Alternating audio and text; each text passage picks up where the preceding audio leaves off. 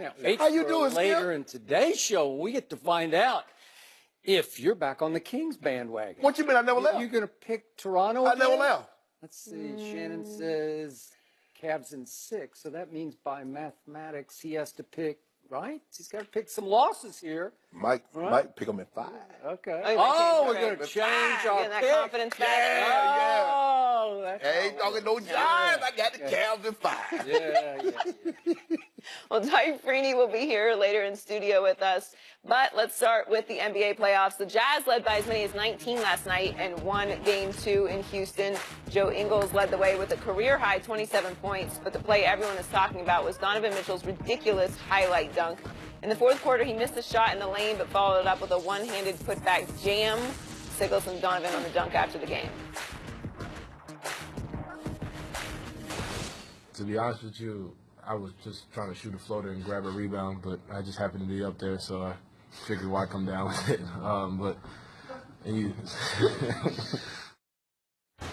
Just happened to be up there. Might as well. Skip, how much trouble are the Rockets in?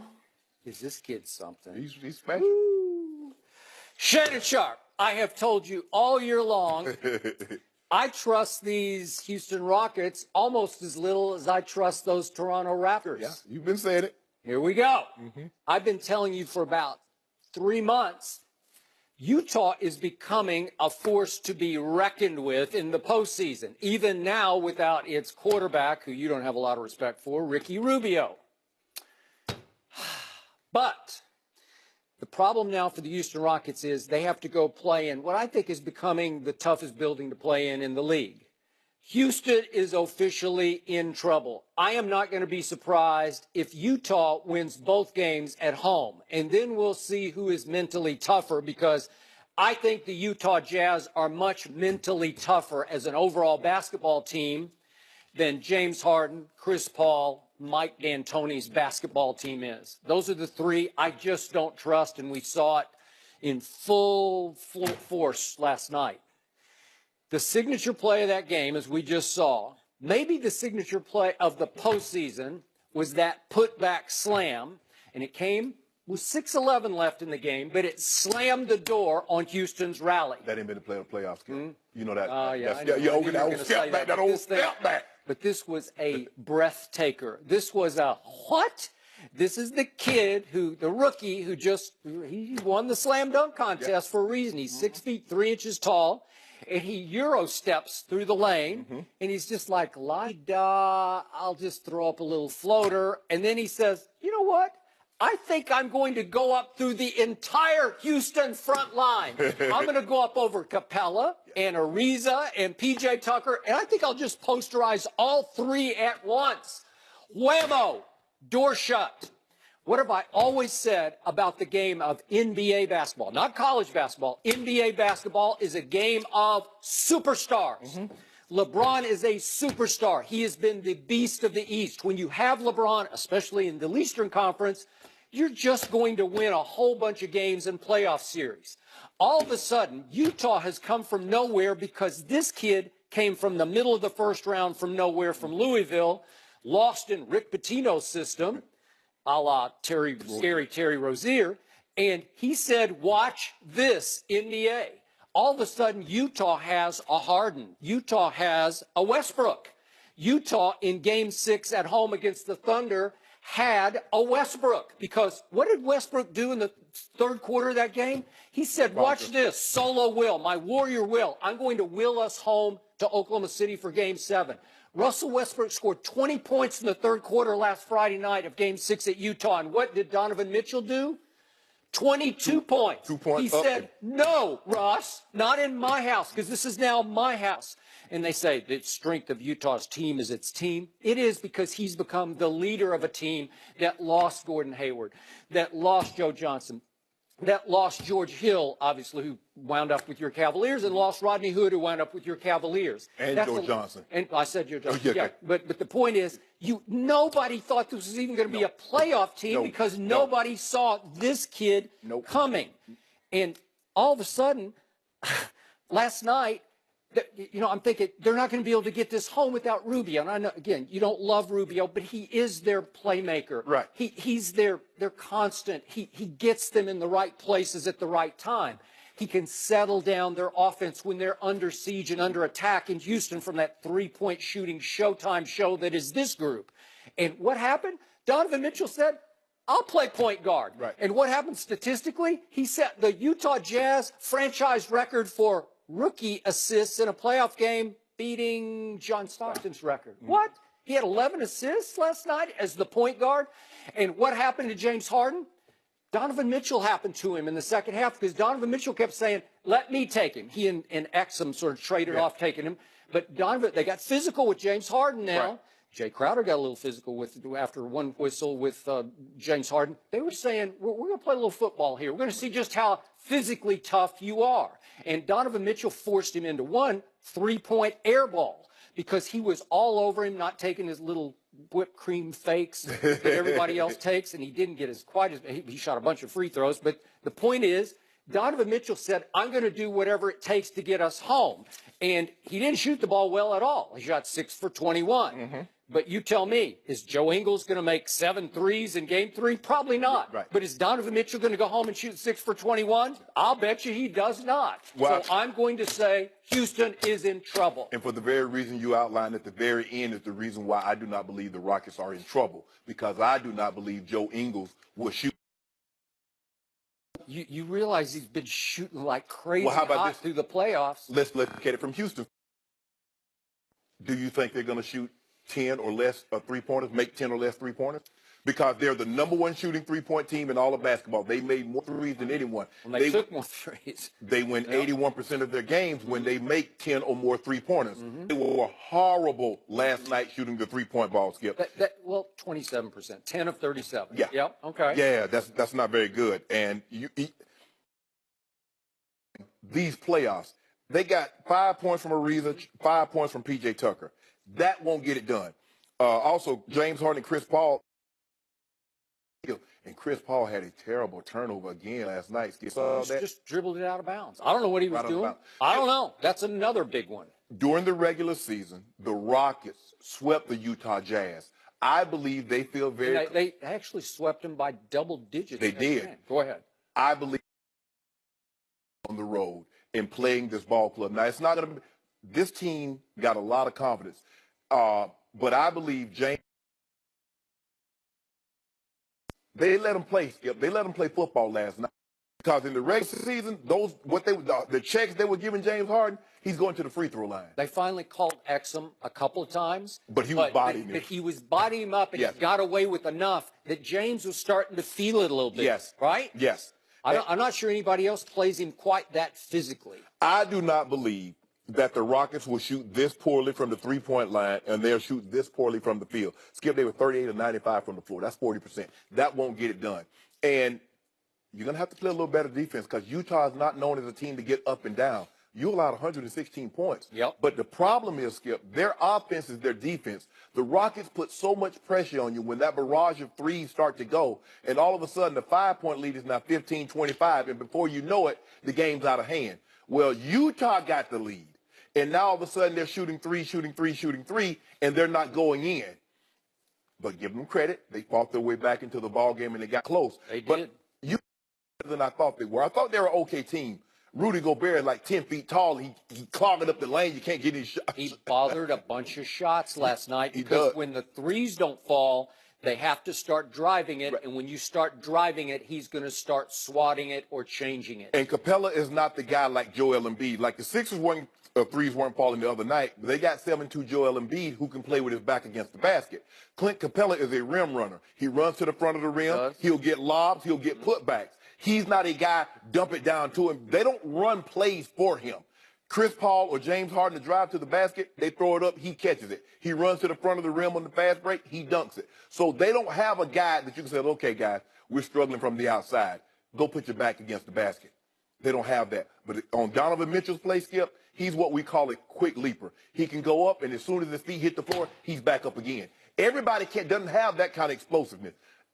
They underestimated him. They didn't think he can get right back up that quick. I'm like, when you see it, you're like, how do you do that? I mean, it's like the ball barely touches the rim, his feet barely touches the floor, and he's remember, right back up. The shot is nonchalant. Yeah. It's a Euro step Yes. shot that he's like, let me just shoot a little floater, and it looks like he's going half speed, and Yeah. then all of a sudden, boom, Yes. bam. And the Rockets are looking at each other, and they showed a shot on the highlights of press row, and people are just like, oh, my God. Yeah. It took your breath away. It did. And I think it took some of Houston's will away. Yeah.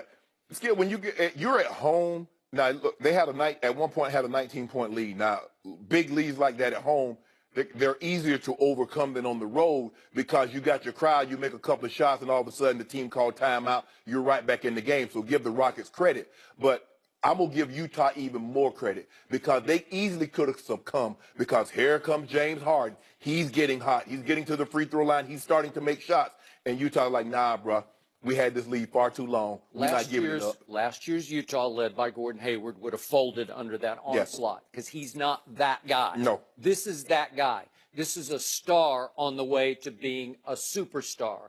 And he's going up against a team that I think even you had some doubts about because we know that James and Chris Paul and D'Antoni all have histories in the postseason of failing, falling apart. They gag a little bit. Yeah, disappearing when Okay, a lot of bit.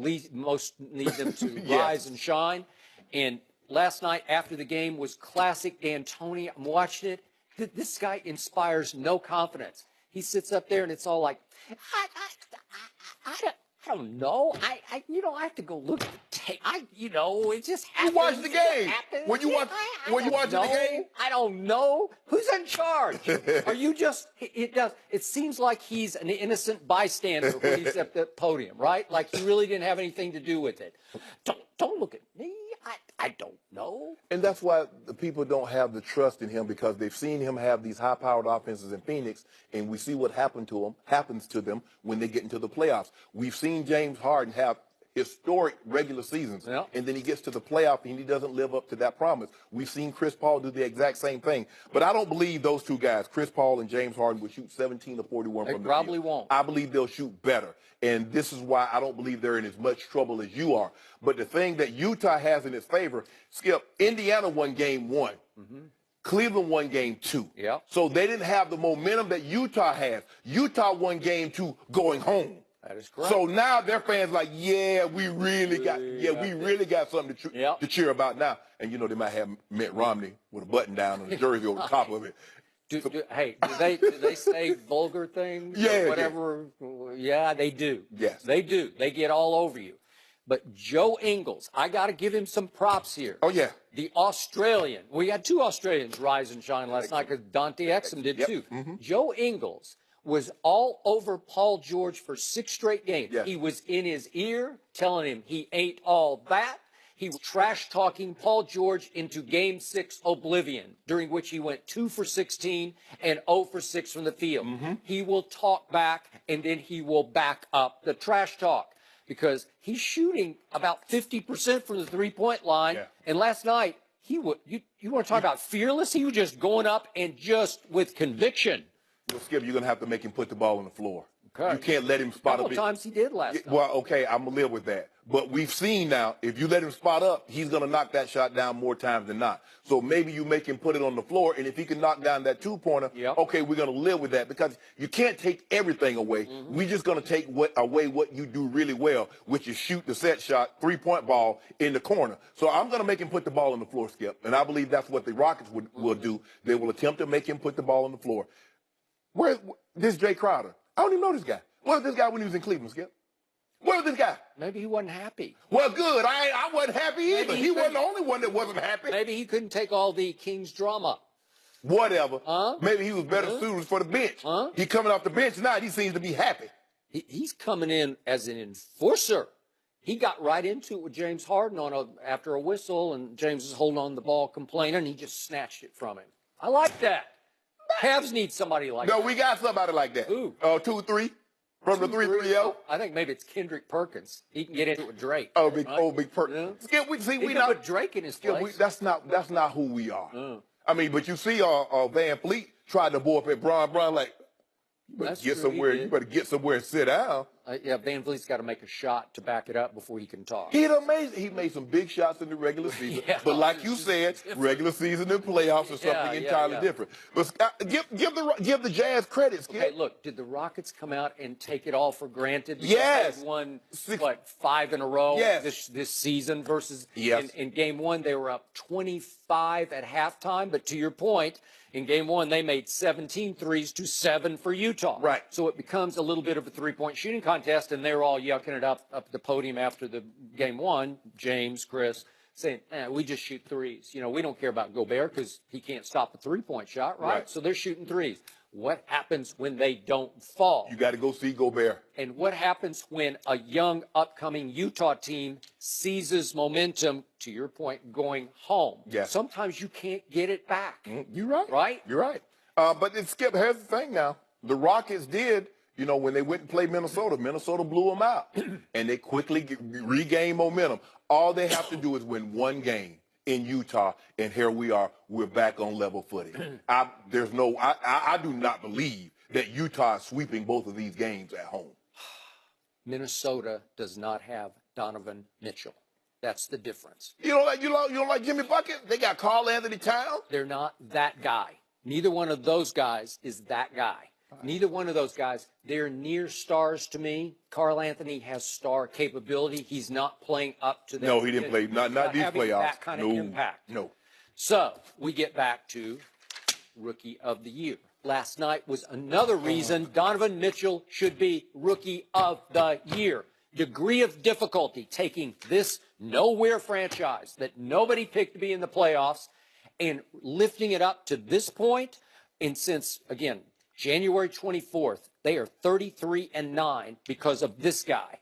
And your guy, Roy, as you call him, Ben Simmons, he did for much of the year have that other monster, Embiid. He had a team that was on the rise. They made great pickups. That's a loaded basketball team. And he obviously is very good, but he is in his second NBA season. No, he's not. He's Disqualified. a rookie. And you know that. Now stop saying that he's in his second year. He's a rookie. What did the Celtic fans quote? I don't care what the... Not a rookie. He not is. A rookie. Not a rookie. No one had this argument when Blake Griffin won Rookie of the Year. No one said he... didn't have a challenger. He didn't have Donovan Mitchell. He didn't have Jason Tatum. The rules stipulate if you do not play, therefore you occur no season. So theoretically, I understand he was drafted 2 years ago. Since he didn't play in the NBA, he's classified as a rookie. He got an invaluable redshirt season during which he got to practice with the team, meet with the team, lift weights with the strength staff. Did he enter into an NBA game during his rookie drafted season? Yes or no? No, but he attended many of them. He did. I went to many games. That don't make me an NBA player. Yeah. So theoretically, he was a fan that just had more access. He was sitting on the sideline. He got to practice. He got to go to meetings, but he was not playing in the game. You don't think that was a huge advantage to him to get him ready for what was about to hit him between the eyes? Roy Simmons will be and deserves to be Rookie of the Year. Skip, he did something Magic Johnson didn't do. So tell me, what did Donovan Mitchell do that Michael Jordan didn't do as a rookie? Would you rather play with Rudy Gobert or Joel Embiid? Help me out. Who would you rather play alongside? I mean, if I'm Roy, it don't matter. Oh, it doesn't. I mean, if you're Roy Simmons, it doesn't matter. I think I'm going to take the monster in Philadelphia. Roy. Because about half the time, the 7'1" guy in Utah looks a little geeky. He's not sure what's happening. If he played with Roy, he'd be looking like Elijah Wan. You think so? Yeah. Roy be dropping them dimes. Rubio can drop dimes too. Rubio can't drop no dimes like Roy. I don't know. Roy's 7 feet tall, can see over everything. He is. He is great. And they're going to trade him straight up for Kawhi. He'll be a Spur. Whoa. Wait, hold on. Where'd you get this? Who said this? I said it. Oh, I said it. I'm making fantasy basketball trades like you do. Okay. You said you wanted Anthony Davis like that. Well, we're gonna trade you Kevin Love and DeAndre Ayton. What? Yeah, straight up. They don't want that. Why wouldn't they? You can't give up Kevin Love. He's too valuable. Yes, we can. You need him tonight. Don't do that. Kev. Yeah, we do. We do need him tonight. If you're going to pick the Cavs tonight, you better hope that Kevin Love shows up. Oh, he's been showing up. He just hasn't been showing out. Oh, okay. That's the difference between the 7 averaging 10 points a game. Kevin Love, that's what he's averaging, Skip Bayless in the playoffs.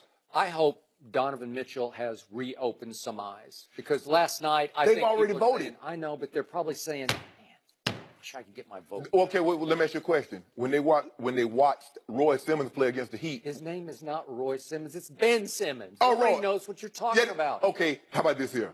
Ben, Rookie of the Year, Simmons. Okay. Okay, hashtag Roy. When they watched him play against the Heat, what do you think they were thinking? I'm sure glad I put him #1 on my ballot for Rookie of the Year. Them triple dubs. Maybe not game 2 they thought that. And maybe not game 1 at Boston anybody thought that. Because he looked like he was just Ben Y. Simmons, as in, R. Simmons, rookie Simmons. Did you not see what he did to the Heat? Did you not see that? And he played those games. He played a couple of those games without who? Joel Embiid. Down the stretch with no Joel Embiid. What did they do, Skip? I saw what Bellinelli did. I saw what Ilyasova did. I saw what Covington did. They were just bombing threes. And who put him in this position? Who was averaging almost a triple dub, like his big bro? You know, they work in the same, sports agency. You know, when you describe Ben Simmons, it kind of sounds like what Drake's been doing. What do you do? Ben Simmons rookie year. Oh, he goes with the team. He's on the sidelines. Feels like he's a part of the team. He just don't be heckling people. Feels like he's a player. Yeah. Skip, I'm sorry, it's over. I like Donovan Mitchell. He's not gonna get that. He's not gonna get that trophy. Are the Cowboys really one of the worst teams in the NFC? We'll discuss that next.